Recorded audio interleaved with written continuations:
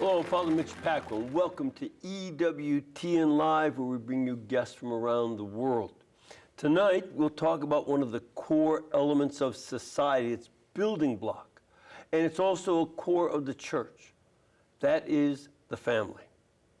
Our current culture, much of the government, some of popular science have been trying to manipulate and control the family for many years and tear it apart. And they're succeeding, which is all the more reason for us to rise to the defense of the family with wit, wisdom, and a piercing humor from one of Christianity's most beloved philosophers and apologists, G.K. Chesterton. Joining us tonight with a great collection of Chesterton's thoughts on the significance of the family, please welcome the president of the Society of Gilbert Keith Chesterton and the editor of the book, The Story of the Family, G.K. Chesterton on the only state that creates and loves its own citizens. Please welcome Mr. Dale Ahlquist. Dale, welcome. Good to have you with us. You know, this issue of family is really serious. You know, it's something that Chesterton warned about a long time, 100 years ago. And we're seeing a breakdown in my own lifetime. We went from having about 4% of children born out of wedlock until today, where it's just over 50%. It's about 52%. And that doesn't take into account large ratios of divorce and just other breakdown of family on so many levels. It leads to greater poverty, a lack of education. It's one of the guarantees that children won't finish school if they're not part of a family, and so many other elements.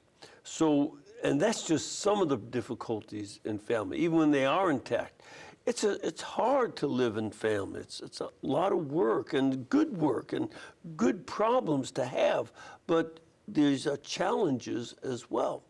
So this is an extremely important issue as we see even schools trying to say, well, parents don't need to know if their children are going to get surgeries and hormonal treatments that would change part of their structure, that would mutilate them, basically. So what does G.K. Chesterton have to say to our mess? Well, the amazing thing, Father, is how Chesterton saw it all coming over 100 years ago. He saw that the family is the basic unit of society. If the family falls apart, the whole society falls apart. Mm-hmm. It's just a very basic thing that is so obvious that you have to explain it. Yep. And Chesterton says the most difficult thing to explain is the obvious. Mm-hmm. And that's why, that's why we've dubbed him the apostle of common sense, because he's trying to remind people of common sense. Yeah. It's common sense that a family consists of father, mother, child. That's what a family is. If one of those elements is missing, you know right away there's something missing from that family. It's broken somehow. It's not a complete family. And that's the first thing that Chesterton tries to get us to understand. Family is the basic unit of society. And the things that attack the family, well, G.K. Chesterton said it was Hudge and Gudge. Hudge and Gudge, Father. I don't know either one of those. That's okay, because I'm here and I'm going to tell you who Hudge and Gudge are. He talks about this in his book, What's Wrong with the World? Yes. And he says there's 4 things wrong with the world: big government, big business, feminism, and public education. He said that in 1910. It's an incredible prophetic analysis of what's wrong with the world. Hudge and Gudge are big government and big business. They undermine the basic unit of the family because big business cares only about individual rights and big government cares only about community rights, and both of those combine to undermine the family rights. Big business is happy taking father out of the home and mother out of the home.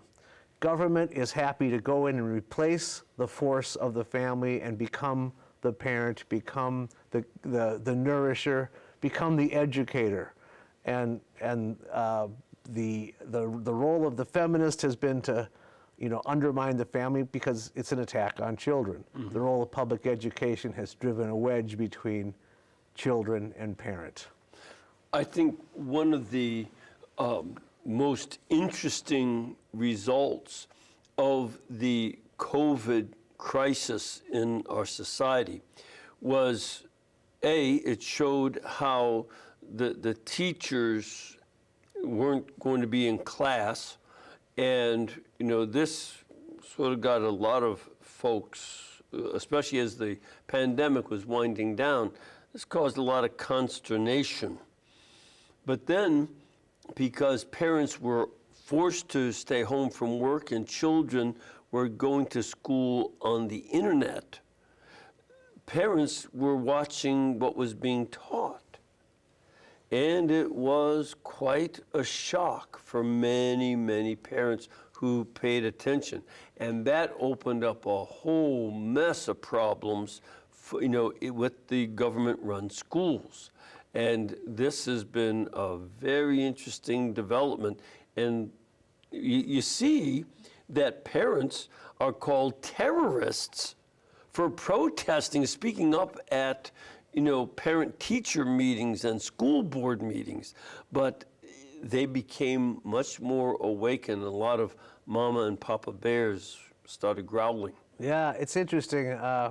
Chesterton said that the government was given more power than it ever had in all of human history when we put the government in charge of educating our children. Mm-hmm. It's a recent development in history.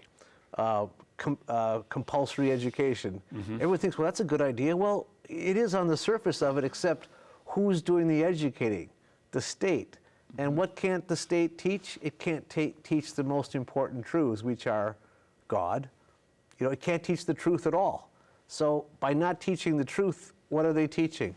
Just scattered bits of fragments of fact that may not even be fact. And there's nothing that holds it together. There's no cohesive philosophy. There's only an unconscious philosophy that's being taught, and it's always going to be an anti-family philosophy. One of the things that went on in the public schools that I saw it developing back in the late 80s. It may have been going on before that. I just became aware of it in the late 80s and into the 90s. Since they could not teach the 10 Commandments, the Supreme Court had made the 10 Commandments illegal in the schools. So you cannot teach, thou shalt not kill. It's against the law. And though that's breaking down with this present court. Yeah. But be that as it may, instead of thinking clearly about morals, they offered as an option positive self-image. They had a theory that if kids had a positive self-image, they would naturally start to act better. And in fact, that didn't happen. When they used values clarification or some variation of that, they found in studies of those kids that whichever kid had tried some measurable misbehavior, the other kid said, oh, nothing happened to him, let's try it.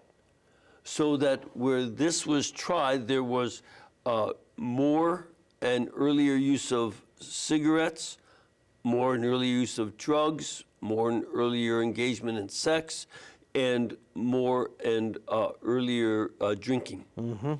That just went on test after test because they can't teach right and wrong because there's no agreed upon notion of what is good and what is evil, and it keeps moving. So since you keep bringing up Chesterton, Father, he said, if you break the big laws, you don't get freedom and you don't even get anarchy. You get the small laws. And that's what we live with now, is these huge layers of bureaucracy because we can't enforce the big laws. And the big laws are the Ten Commandments. That's what Chesterton is referring to. And that's the foundation of a civilized society. And if we take away those things, you have to have all these millions of small laws to try to control every little micro piece of behavior, and I have to have an official there trying to enforce that strange little regulation. And so that's why we have this morass of bureaucracy. Our schools are just gigantic layers of administration because... And the laws, the number of laws increase. So whenever they pass a bill, it's thousands of pages long. It's madness. You get the small laws. You get the small laws. Chesterton called that exactly, yes. Yep. Now, he saw this problem. What did he suggest as some of the ways we can start doing solutions to these problems? Yeah, it's easy to go on all day about the problems, and he was eloquent in describing and pointing out, he said it's going to start with divorce, breaking apart the family, and then there'll be an attack on children, he said. He says starting with contraception. He said he predicted contraception will lead to abortion, it'll lead to infanticide, it'll lead to sexual perversion, it'll lead to euthanasia. All the things that Pope Paul VI said in Humanae Vitae. So he called all these things.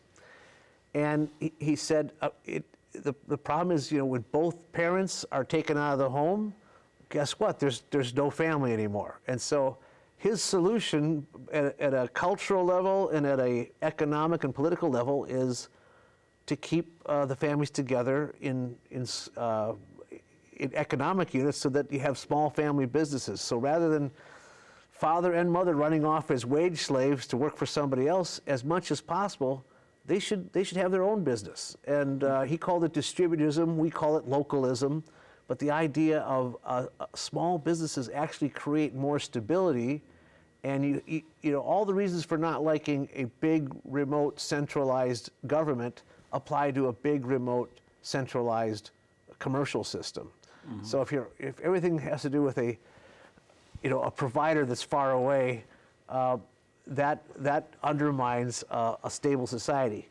It was Pope Leo XIII who introduced Catholic social teaching and the idea of more widespread ownership, people controlling their lives, the things that affect them the most. The Catholic Church teaches about subsidiarity, the things that affect you the most you should be in control of. At the same level, you have to have solidarity with your fellow believers and the people who have the same interests as you. And that's what creates a local, political, and stable force. So it all has to do with bringing it back home. The home is the center of our lives. Yeah. And it should be the center of our spiritual lives and of our economic lives. And it should be the center of culture. It should be the center of life. Chesterton says the inside of the house is bigger than the outside of the house. And we have that just the opposite. We think all of our activities should happen elsewhere, to the point that we have what we call bedroom communities, where the only thing people do in their house is sleep there. Yeah. And their families are just completely spread out. And that's what helped wreck the family, is that we thought life outside the house was more important than life inside the home. And we see that is not only with the working mother and father, but it's also in the sports-oriented children and activities-oriented, so that if moms are at home, they're frequently driving children from one sporting event or other extracurricular event after another. And meanwhile, the family rarely has a meal together. That's so important. People ask, what practical things we can do? I said, try to be sure you have your family dinner together. Be sure you have at least one meal a day together, and at least 6 times a week to have a dinner together, because that's when everyone can share what's going on in their lives. They can have their family arguments, which are very important, and they will grow closer together as a family because they'll be really concerned about each other's lives. Yeah. And it's also when the time when parents and grandparents and aunts and uncles, when they're around, they tell the stories of the family. This is when children learn where their family came from, what's happened before they were born. And this is a very important part of the family meal together. This is a lot of very great business. Yeah, Chesterton calls it the hard facts of experienced history.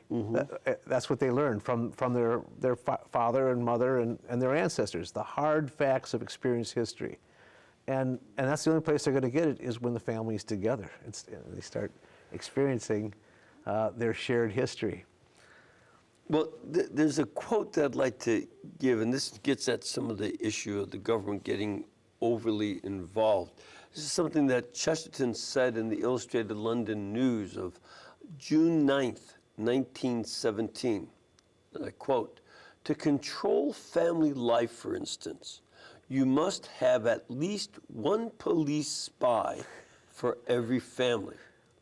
Once make a thing which any man may do a crime, and every man must have a shadowing detective as every man has a shadow. Yet this is precisely the preposterous end to which are directed most modern projects of social reform, which select things like drink, diet, hygiene, and sexual selection." And, you think, oh, wait a minute, there's not a policeman. It was just on the news. Your automobile is telling your insurance company how you drive. The computers in automobiles are sending information about how much a person speeds, how much they brake, any other, how much they drive. All that's going to the insurance company. And you think you're not being spied on? Your car is doing it. Or the IRS takes so much accounting of what's going on in the families. So again, it's big business helping other big businesses, and the government keeping extra eyes on small businesses. That's exactly whom the IRS is targeting now. He was 100 and some years ahead of his time. He called it exactly right. He said, when the family weakens, the government will start to insinuate itself into every aspect of our lives. Yep. And the big government will always have a partner with big business. If you recall, when the COVID shutdown started, we saw all these companies are going to step forward. They were all the big guns. All the small businesses had to close, but the big ones all remained open. It was just devastating for small business. Absolutely. Yeah. Absolutely. Yeah. So, and this is, and with that, we even see at this point home ownership is on the decline. Yes. And the big corporations are trying to make it so, as Klaus Schwab has so famously written and said, you will own nothing and you will be happy. Yeah, I don't think so. He's one of the founders of the World Economic Forum. And exactly the opposite of what Chesterton and Belloc said, and what Pope Leo XIII said, is that property should, widespread ownership should increase. More people should become owners. That's what makes you independent, and that's what makes you free. And if you're not an owner, you're going to be controlled by someone else. Exactly. Yep. Exactly. And Chesterton was always saying, the opposite of employment is not unemployment. The opposite of employment is independence. Because if you don't have to answer to someone else above you, that means you are independent.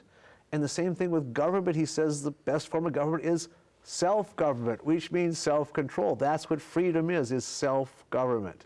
So it all starts locally. Try to keep your dollars local. Try to keep your government control local. Get involved with local politics, because that's the only place where you can start to make a difference. There are no top-down solutions. No, and the same thing in terms of business. Like with these large corporations buying up houses, renting them, and turning them into smart houses. A smart house means there's computers throughout monitoring how much electricity and other energy you use. Monitoring all your behavior, yeah. Exactly. The small laws. And if you don't go along with what the owner of that thinks is the appropriate use of energy, you can be cut off. Yeah.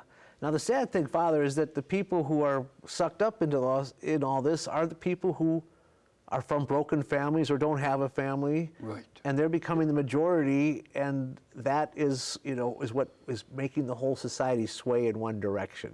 Yes. And the only way back, Chesterton says, is a return to the hearth and the home. Yes. That's where we have to drift back to the home. Yeah. And the home has to be a place that you control and not be controlled by someone else. Exactly. That's his solution, yeah.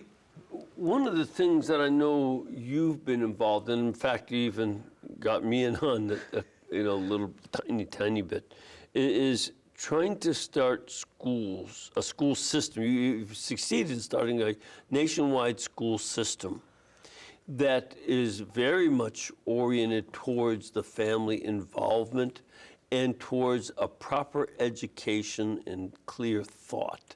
You call them Chesterton Academies. Yeah, for some reason we named these schools after Chesterton. Yes. Go figure. Why would that have happened, right? Yes. But we had the privilege of having you as our commencement speaker, and I think just the third year of our first school that we started in 2008 back in Minneapolis. Mm-hmm. Well, in 2014, a group of people came to us and they said they wanted to start a Chesterton Academy, and then right after that a few other people came to us, and this movement started growing. Our philosophy in starting the first Chesterton Academy was that we wanted something that was faithfully Catholic, had a classical integrated curriculum, and really taught our students how to think, and that it was affordable, which is one of the great scandals of private education, is that it's out of reach for most people. Though it's also a scandal in the public education because they're spending on average in the public schools $20,000 per student. It is a scandal. You're right. They spend a lot more on public school students than we spend on our private school students. Yes. And we have a much better education system. So it's classical. They learn the great books. They learn Latin. They learn how to read and write.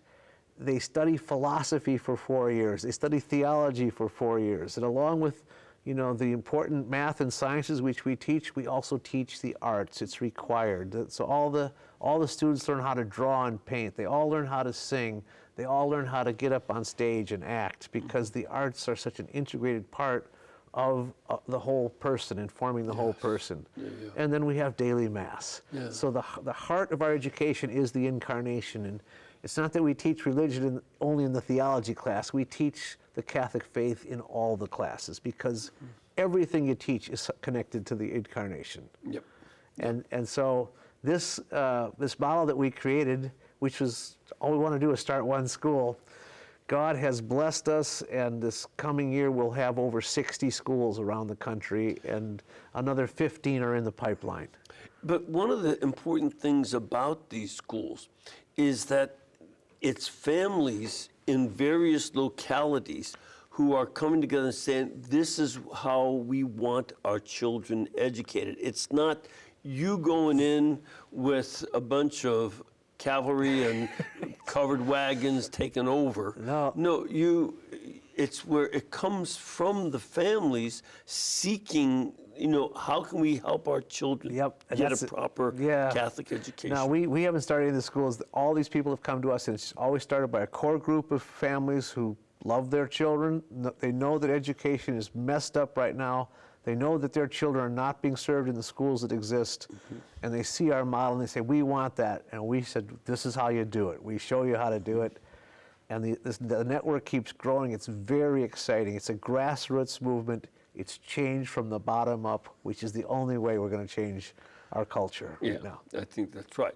Now, let me ask you this, because I hear this, sometimes I've been with teachers in the government schools, and they'll say, well, once you have a discipline problem, you just send them to the public schools.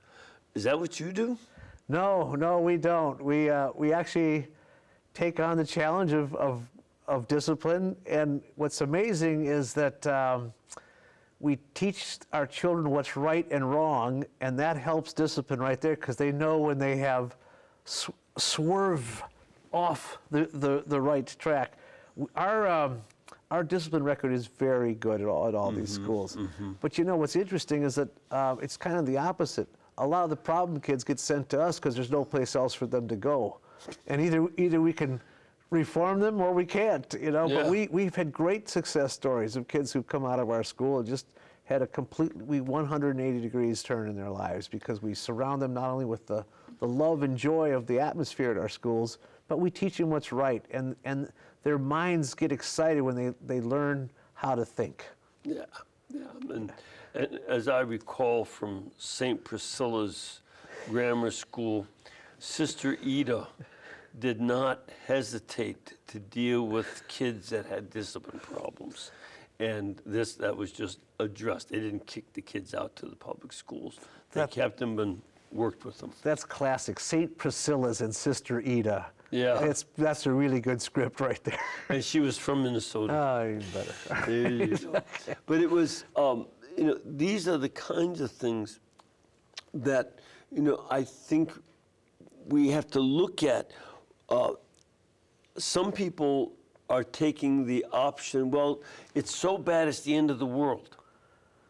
I don't think that's the Chesterton option. I don't think that's the Catholic option. No, not at all. Yeah, it's to say, I don't know if it's the end of the world. That's not my business. Right. I'm going to be judged by whether I'm faithful in helping to bring correction to the mess that the world is bringing. As far as the big picture, the way I look at it is that our civilization is just like any single soul. You can either move towards God or away from God. And our society right now is going in the wrong direction. It could collapse at some point. There's been other great civilizations that have collapsed, and the world has actually continued after the collapses of those civilizations. Matter of fact, I would say every civilization had collapsed. The longest lasting one is the Christian one, which lasts so long as it stays Christian. That's it. And so my attitude is, if it does fall apart, we have to start rebuilding it right now. In the meantime, let's start rebuilding it, and if things turn around, in either case, we're going to be at the forefront of getting it right. Another one, I really like this quote from Chesterton in his The New Witness, August 26, 1921. My dad still had another 5 months to be born yet. But what it said there was, false science and quack psychology is being used to destroy the natural authority and Christian tradition of the home. This, do you have anything you want to add to that? It's hard to add something to a perfect quotation. False science and quack psychology is undermine the normal conditions of the home.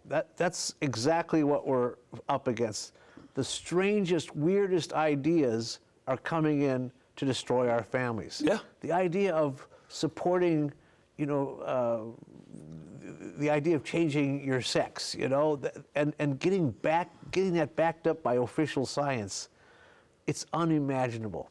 And parents not having the ability to protect their children against it. And the way that the quack psychology gets used to say, well, if your kid doesn't have that, sex change operation, then they'll commit suicide, where it's just the opposite fact. Yeah. If they do have it, they are 42% likely to commit suicide. They are, I don't know if they're ignorant or if they are lying. I don't know which, but it's flat out wrong either way. Yeah, well, Chesterton called it 100 years ago. It's absolutely amazing, prophetic, but, what he saw was this rise of officialism, of, a scientific explanation of everything, which is always a godless explanation. And it's a godless explanation that comes up with the quack theories. Yeah, and it's one of the things, again, with Chesterton being the apostle of common sense,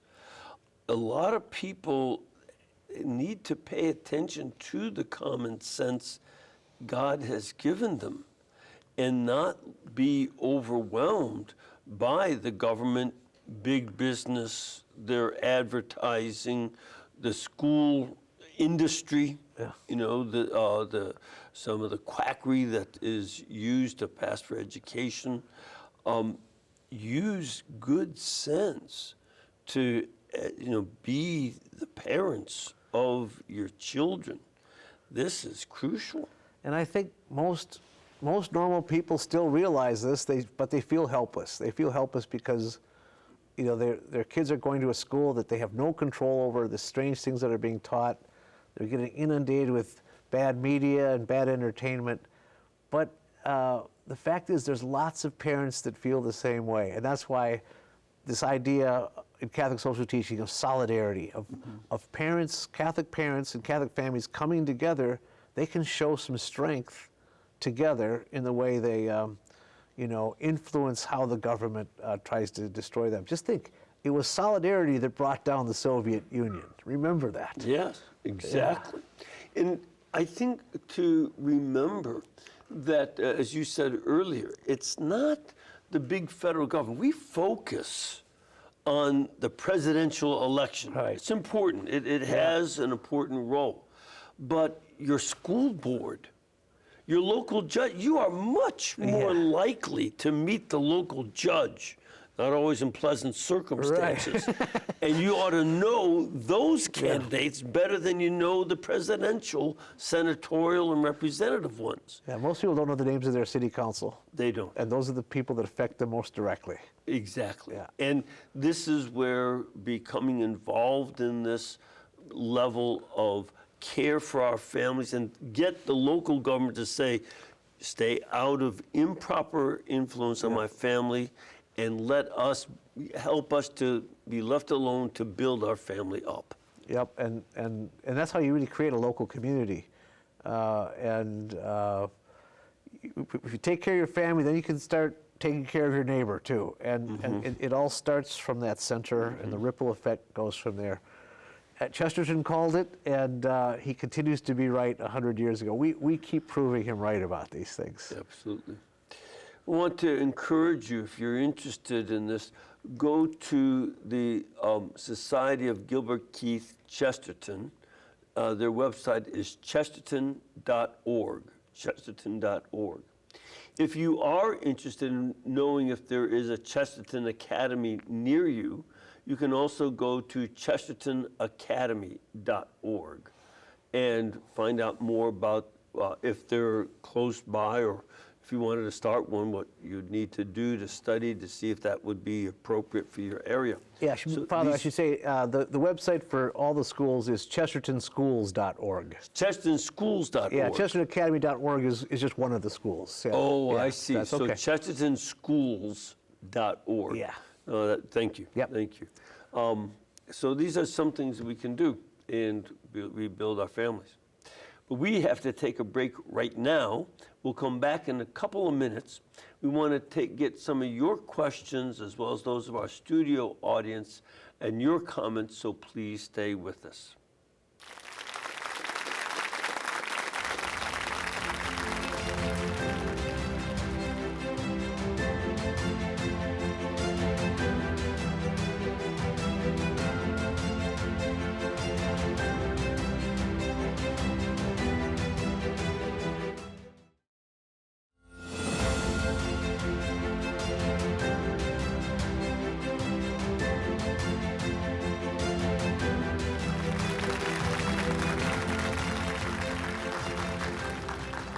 All right. First of all, I want to let you know that it's possible to join Father Miguel Marie, MFVA, one of our own friars here, on a pilgrimage to the shrines of Italy and the Amalfi Coast of Italy. That'll be September 19th to October 1st of 2024. You can visit Assisi to see the tombs of St. Francis and St. Clare, which are really quite beautiful. You can also see the relics of St. Thomas Aquinas and St. Timothy in Otorno and in Termoli, and then visit San Giovanni Rotondo to see the confessional used by St. Padre Pio. Then visit the Amalfi Coast and Sorrento before going on to Pompeii and then Rome. If you want to get more information about this, go to visitationpilgrimages.com or call 256-347-1475. 256-347-1475. Ready for some questions? I am ready. Well, let's start off with Thomas in Kingsport, Tennessee. Thomas, what do you have for us today? Yes, Father. I have a question for Mr. Ahlquist, and it is, how has the separation of church and state contributed to the breakdown of the family? That's a great question, and the answer is it has contributed mightily to the breakdown of the family. It's one of the strange fictions of our laws, because most other countries, they don't have this same problem with the schools. You can actually, religious schools are underwritten in part by government funds. Right. It's a strange, unique problem we have, where God has been banished from the classroom as a result of that principle. And what we need more now is the separation of state and schools. That would be a good solution to that problem. Take the state out of the schools and let them be run by local private interests, and that would raise the level of quality of our education, and the kids would start learning something. Right now, our public school system is almost a total failure. Yeah, the reading level, at 8th grade tends to be pretty low, and across the board. Not every school district by any means, but in the average, the reading level, mathematics level has gone way down. It seems that some of the experiments with new forms of teaching math are not helping students to add, multiply, divide, and subtract. Chesterton says that a child in school today is subjected to educational philosophies that are younger than he is. So we keep trying new experiments on our children, and they keep failing, so we try a new experiment, and they just keep failing. Now add to that the fact that we all lost a year of education to COVID, and multiply that, because we actually lost 2 years of education, because what our students learned the year before they got shut out of the schools, they basically forgot that too. So our kids are getting into high school right now without knowing how to read and write. Yeah, this is a problem. And I think, the important thing to keep in mind is that separation of church and state is not a law. It is a judicial decision from the Supreme Court in 1947, and then it was repeated, I think, in 48. And this was a decision made by Supreme Court Justice Hugo Black, who himself was had been a Ku Klux Klan leader here in Alabama.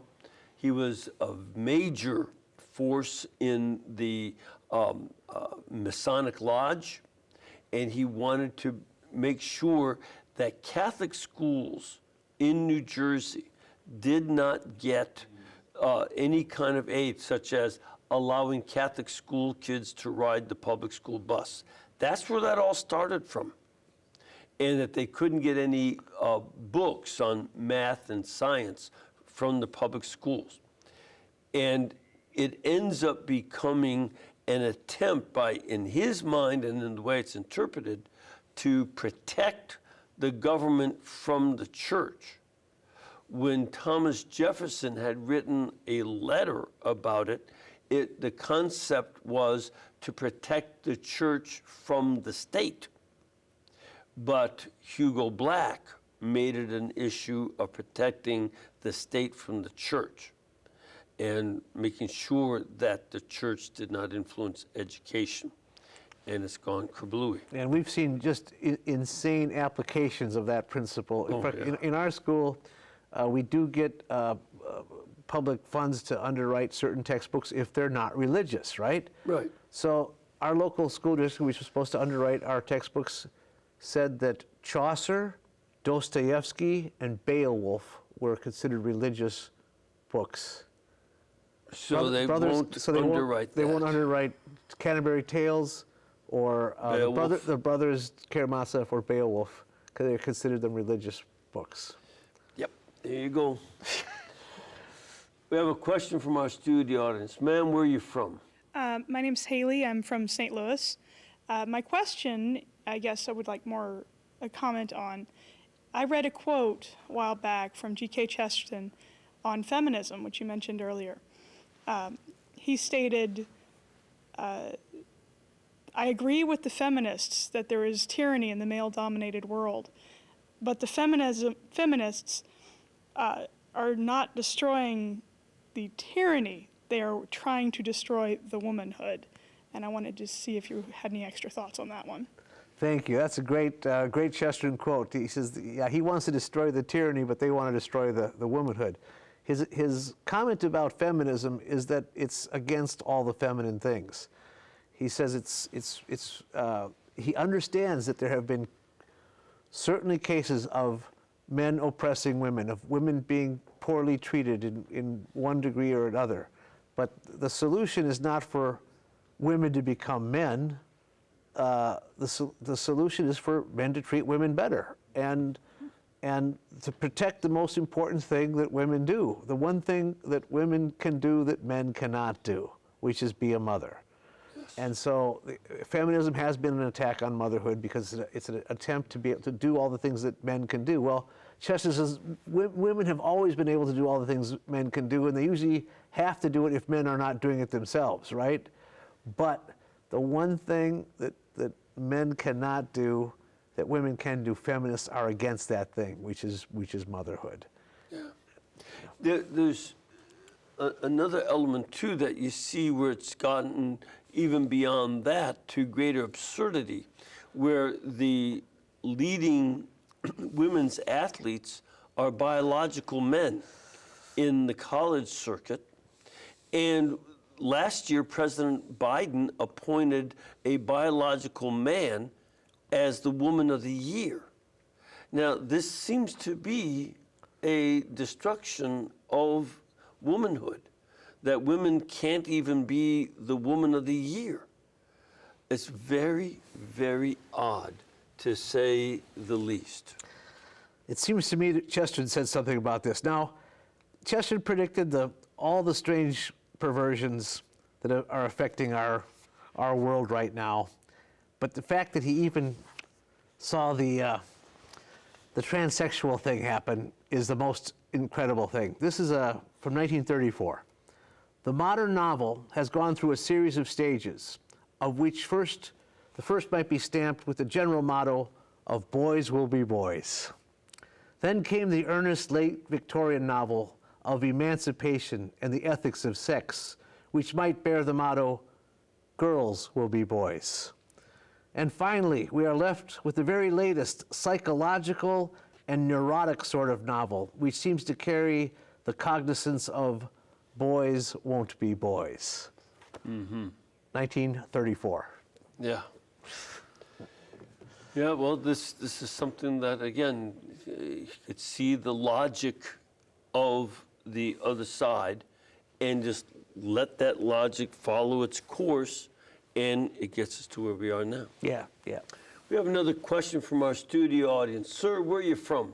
From Marietta, Georgia, sir. Good to have you here. Welcome. Thank you. I appreciate And it. what's your question or comment? I'd like to take it up just a notch and just put this to the masculine sense of the word, okay?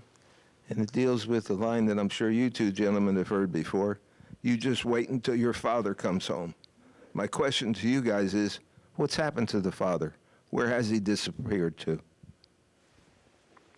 Thank you.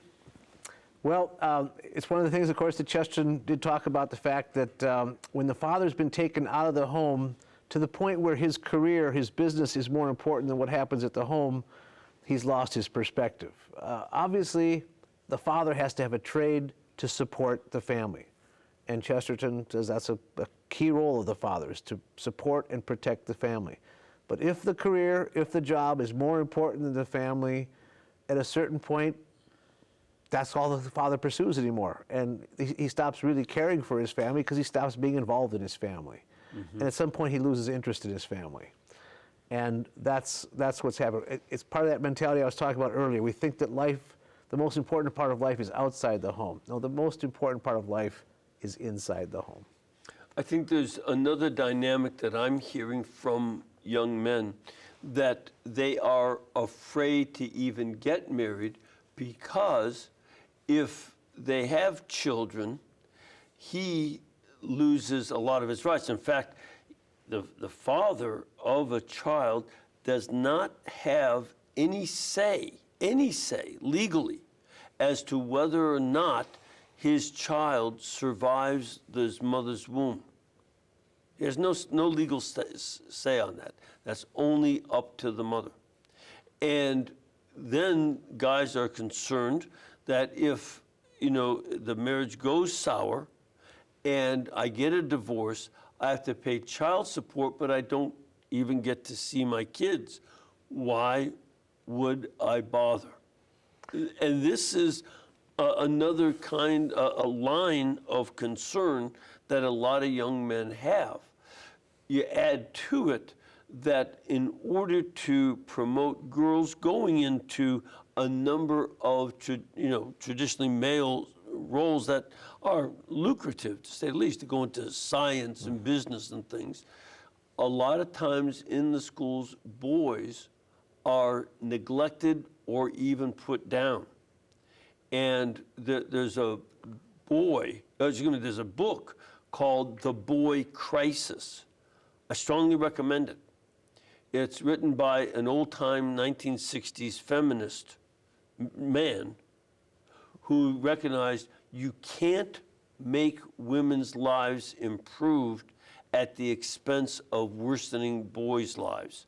And that's exactly, boys' suicides are higher right now, and a lot of other factors that he talks about. I recommend that book. I'd like to point out one other thing, too, and that is that as a result of feminism, men have responded by basically rebelling against women.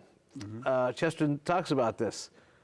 Men are basically lazy, and if they can get someone else to do the work for them, they'll let them. And if women keep wanting to replace the man's responsibilities, the men will let them, because they are lazy unless they have that female force behind them telling them, you need to take care of this. And that's why that dynamic between husband and wife is so important in raising a family. Yep. But men will abscond if they don't have the kind of truly feminine support rather than feminist unsupport. But as the question goes, they also are there to support the wife so that the children don't try to run herd over her. That's right. That he has to be absolutely firm in supporting his wife against the kids run wild. And it's that mutual back and forth. Mm-hmm. We have another caller. We have Laura in Fort Worth in the Republic of Texas. Laura, what can we do for you? Hi, Father Midge and Mr. Ahlquist. Thank you so much for taking my call.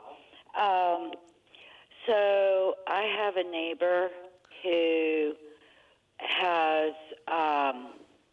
made a comment that by using our tax dollars for perhaps school choice, and I guess and other things, that we could end up with an oligarchy.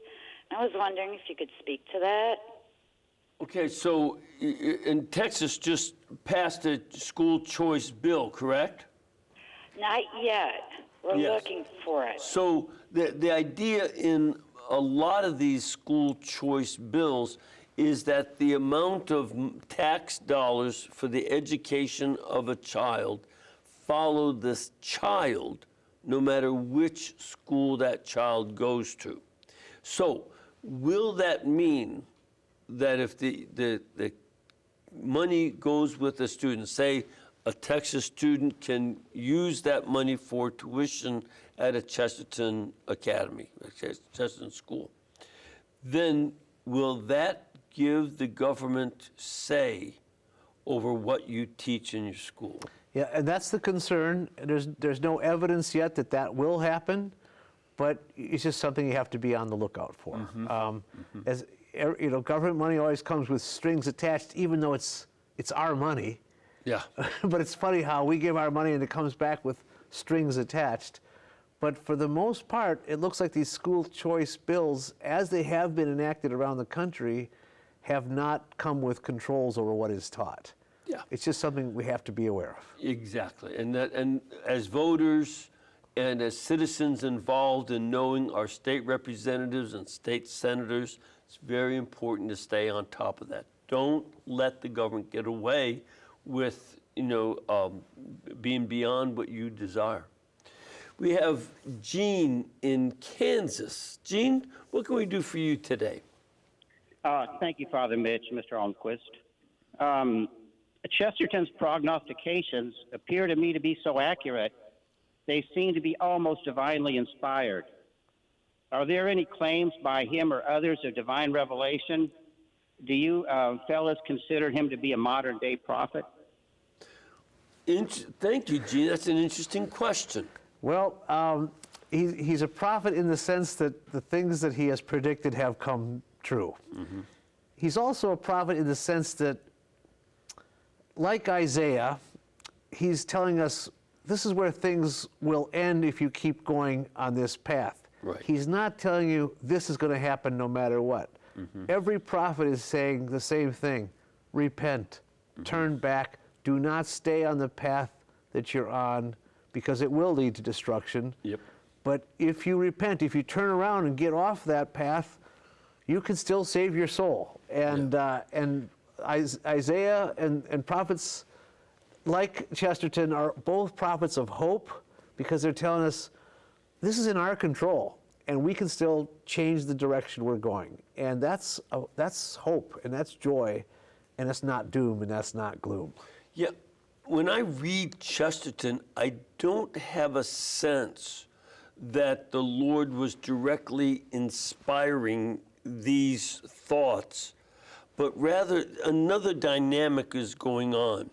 He was absolutely brilliant, and he could look at something and just quickly think ahead. It's just like some mathematics geniuses can see a formula and just finish it off, or physicists can take and finish it off and give you new insights. Whereas Chesterton is looking at the reality and seeing, if it goes this way, this is what's going to happen. If it goes this way, this will happen. He could see the different angles splitting it off from each other. And when they look close at the outset, he could see that the trajectory took them far, far away from each other. And I think that was his genius, using that ability to think. We need to learn how to do more of that. Yeah, and what we thank God for is that Chesterton, with his really divine talents, because they're God-given gifts that he was given, like Mozart or Bach, and his ability to handle concepts and create words in an artistic and beautiful manner, that he used his great gifts for the glory of God. And that's one of the things that makes you feel that there's this divine quality to him, because he is so richly inspired by God, and there's this goodness that comes from him too. But he's not a prophet in the same sense as an Old Testament prophet, right. Spirit-filled in that way. But I will say he did have mystical experiences, and that's clear from his writings and from his life, that he had insights that God gave him. Again, we want you to find out more about what he says on family in this book, The Story of the Family, G.K. Chesterton, on the only state that creates and loves its own citizens. It's edited by Dale Ahlquist, our guest, and you can get it at ewtnrc.com, where it's item number 4477. Again, to find out more about Chesterton Schools Network, go to chestertonschoolsnetwork.org. You can find out more about it then. Dale, thank you so much for coming all the way down here. We appreciate it. And may the Lord bless you and all of your families, the Father, the Son, and the Holy Spirit. Amen. Amen. We can bring Dale to you and all the past series that he's done and all the other programs we have available only because the network is brought to you by you. keeping us in between your gas bill, your electric bill, and your cable bill. Thank you for your support, and God bless you all.